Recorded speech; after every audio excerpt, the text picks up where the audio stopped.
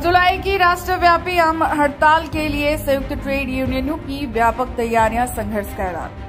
संयुक्त किसान मोर्चा एवं ट्रेड यूनियनों के संयुक्त मंच ने आज केंद्र सरकार की मजदूर विरोधी, किसान विरोधी और जन विरोधी नीतियों के खिलाफ आगामी 9 जुलाई को प्रस्तावित राष्ट्रव्यापी आम हड़ताल को लेकर अपनी योजनाओं और मांगों को सार्वजनिक किया।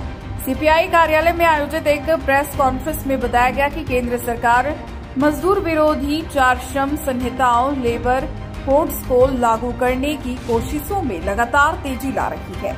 यह संहिताएं न केवल स्थायी रोजगार को खत्म करती, बल्कि ट्रेड यूनियन के अधिकारों, हड़ताल के अधिकार और सामाजिक सुरक्षा को भी छीनने की साजिश है।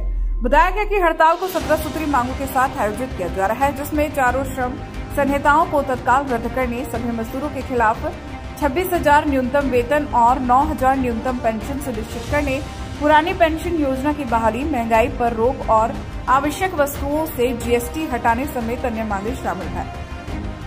प्रेस कॉन्फ्रेंस में बताया कि 18 जून तक सभी संगठनों ने अपने अपने क्षेत्रों में संयुक्त रूप से हड़ताल नोटिस दिए।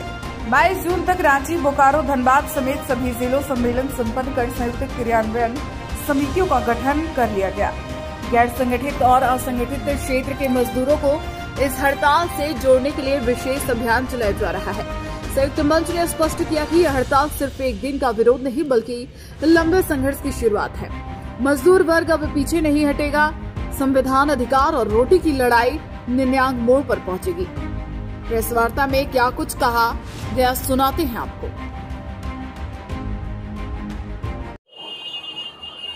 लड़के अपने अधिकार प्राप्त किए थे। मजदूरों को जो अधिकार प्राप्त हुए थे उसको केंद्र की सरकार ने बदलने का जो काम किया, उसको 4 लेबर कोड में वो बदलने का जो काम कर रहे हैं, जिससे मजदूरों को हड़ताल करने की, उनके अधिकार, काम का जो अधिकार का समय है, उन सब में कटौती के खिलाफ ये 9 तारीख को हड़ताल होगा, जिसमें इस देश की जितने असंगठित, संगठित, रेलवे, बैंक, सभी के कर्मचारी भाग लेंगे और जो भी किसान मजदूर भी इसमें भाग लेंगे।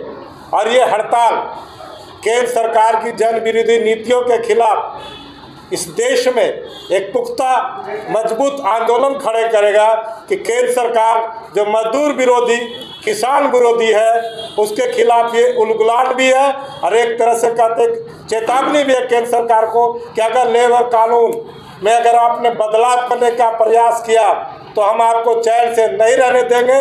अगले चुनाव में इस बार तो कुछ कम हुए, अगले बार हम आपका पूरा से पूरा पत्ता साफ करने का काम करेंगे। इस देश का नौजवान और मजदूरों मिलकर आपको सत्ता से बेदखल करने का काम करेंगे अगर मजदूरों के अधिकारों और कानून में किसी तरह का कटौती की गई तो। इसलिए हम 4 लेबर कोड तत्काल सरकार वापस ले, ये 9 जुलाई के हड़ताल से हम मांग करते हैं।